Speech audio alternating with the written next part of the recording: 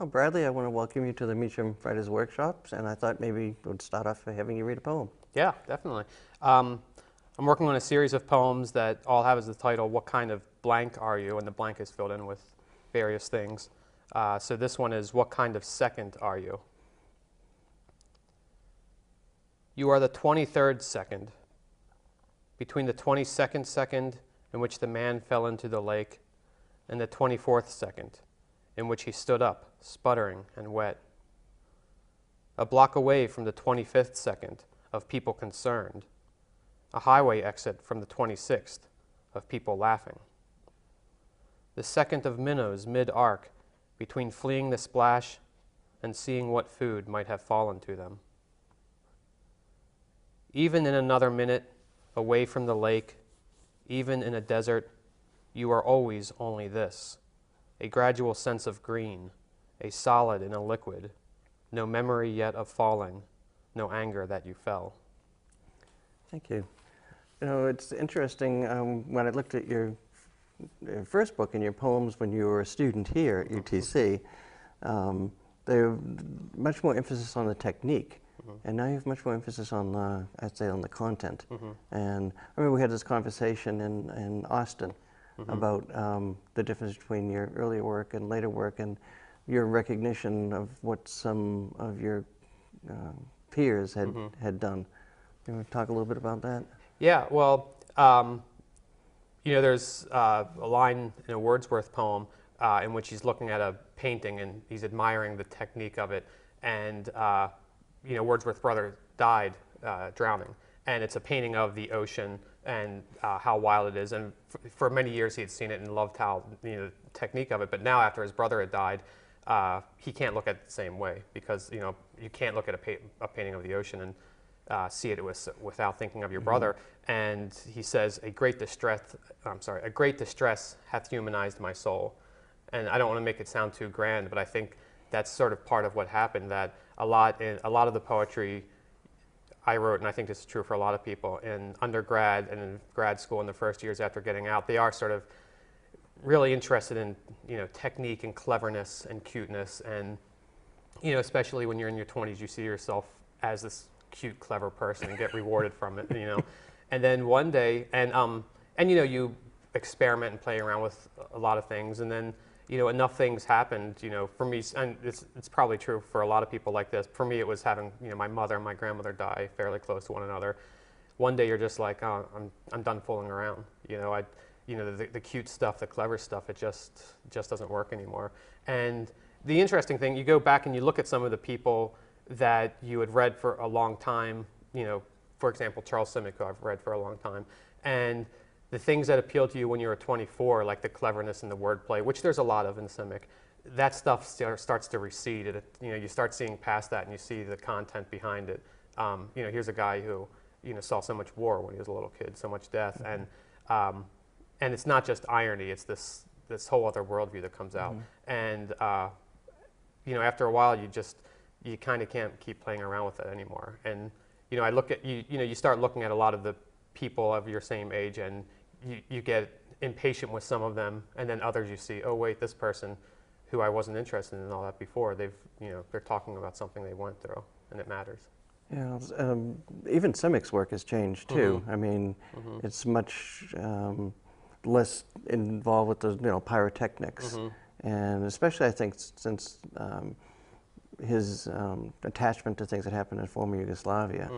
But your work has always been known also for its irony, and even in the poem that you read, there's a kind of, I wouldn't say detachment, but there's a kind of a sense of being able to look at something, kind of analyze it, and also step back, but also feel the kind of emotion in it, but an emotion at kind of a distance. Yeah, and I think maybe a lot of that is just, this comes down to the individual, which anybody still trying to make the argument that the individual doesn't matter in the poem, I think it's just baloney. But I think that's basically because that's how I am as a person, and that's how I process experience on a day-to-day basis. That I tend to look at things as at a remove, and sometimes I don't want to say I'm cold-hearted, but there have been times when I've been in the street and I've seen something happen that whereas some people might gasp, you sort of chuckle at it. Part of this also might come from growing up in Baltimore, where you see absurd things or profane things happen on the street on a daily basis, and after a while you just have to laugh a little. Yeah. So you've gone from Baltimore to here to all over. Talk a little about how you've moved around. I think about that a lot. A lot of on one hand, I feel this great loyalty and sort of sense of obligation that I should be living in Baltimore or working in Baltimore. Listening to the Orioles. Yeah, yeah, weeping over the Orioles and cheering for the Ravens up until the last moment. But then there's just sort of a desire to get out and see other places and live other places. And I wound up in Los Angeles, which I realized that to a certain extent I've wanted to live there ever since I was little, because so many TV shows were based there. And the reality of it versus what you see on TV, of course, are two different things.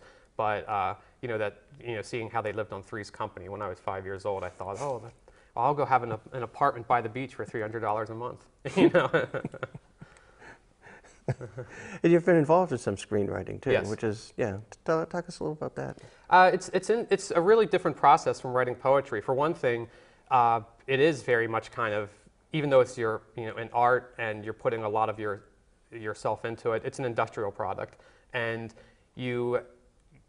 the very first thing when you're done with a script and it's in a state where you feel you can show it to people, you start showing it to producers and managers, and you go and you have meetings and you start taking notes, and they're not notes in this critical marks in the sense of that you would get in a poem, like do this to make the poem better, or they're more like do this to make the screenplay more marketable. And they will come down a lot of times to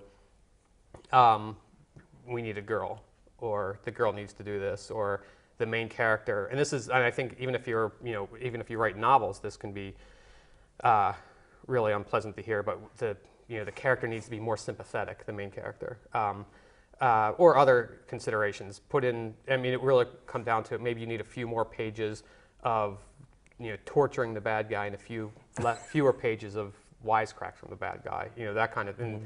And they don't really know anything anyway. They're all just trying to guess, and chasing a market, and that can become incredibly frustrating, especially when you write something that you think is, fun or interesting or funny, and you show it to some smart friends, and they're all laughing at it, or they're all thinking, oh yeah, this is a neat horror movie in the vein of The Shining, and you show it to somebody who holds the purse strings, and they say, well, can you make it more like The Blind Side? I actually did have the experience of writing a horror movie. I love horror movies, and so I write a lot of horror and comedy. And of writing a horror movie, that was a slasher type thing. And I showed it to a producer, and he said, "Oh, I really love this. Do you think you could make it a heist movie, where instead of torturing the people, they rob a bank?" And they just say this as though it's like you just do a search and replace in Microsoft Word, and it's like no, that's a different thing altogether. It's sort of like showing someone a sonnet and saying, "Oh, this is great. Could you make it the Odyssey?" Have you found that experience has affected your own poems? Yes. For one thing, I mean, maybe unintentionally, but I sometimes find myself thinking about, well, what's this poem about? What's the concept of it? And it does help clarify. I think my poems have become more clear. And you talked about an emphasis on content. I think they're more. I mean, that's another reason why they're more about something, because you can't get too arty in a screenplay, because the people you work with are Philistines, and if you throw in something too arty, they're not going to think, oh, they're not going to object to it on an aesthetic basis. They're going to object to it on the basis of, well, nobody wants to buy this, and so but it's similar to, I also had a job in grad school writing press releases. And every Friday, this was actually one of the best workshop experiences or critical experiences. I had a meeting with my boss, who didn't have any creative background at all. He just did publicity for these kinds of things. And I would show him the press releases, and this guy would go over every sentence with literally a red pen, saying, "No, you can't say this. This makes no sense.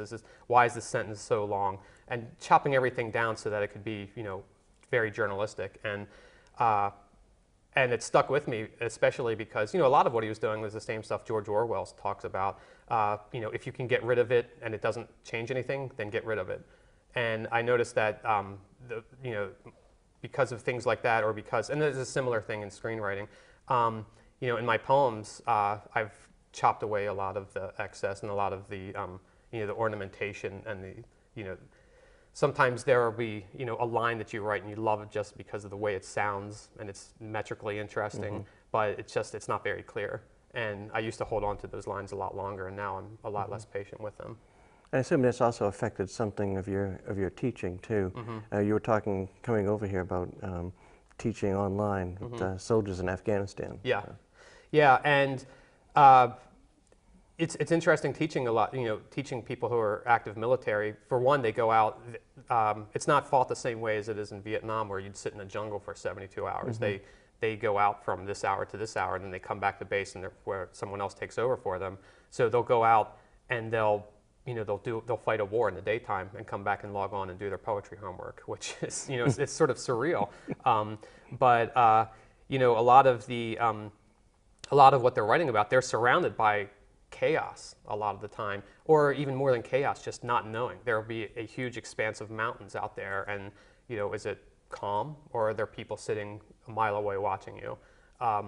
And you see a lot of the students, when they're writing about that kind of thing, they start to find ways to try and structure that and find structures for all of this chaos. And, you know, one poem that we read in your classes a lot when I was an undergrad here is Picture Postcards by Miklos Radnati, in which he's on a forced march and in the midst of war, and he organizes it by, you know, the first poem starts very far away and abstract, and then each poem gets, or little stanza, or however you want to call them, get progressively more close to the speaker till eventually it's the speaker himself. I fell next to him. Right. And you start seeing similar, the soldier students doing similar things. When you show them work like that, they really take to the different ways of, you know, structuring imagery or structuring stories. And that's like a very blatant example of how imagery is can be organized, but they tend to gravitate towards those a lot. And anything, you know, that's sort of like an organizing process. And, you know, and that leads into when you start showing, you think, well, here's a guy whose job is to put out fires all day from roadside explosions. How can you show him Wallace Stevens? But, you know, so much about Wallace Stevens is organizing the chaos, putting a jar down and watching the wood spring up around it. They really respond to that, and it's really pretty interesting. And then, of course, you know, things like Tim O'Brien, you know, they love. Right. That's terrific.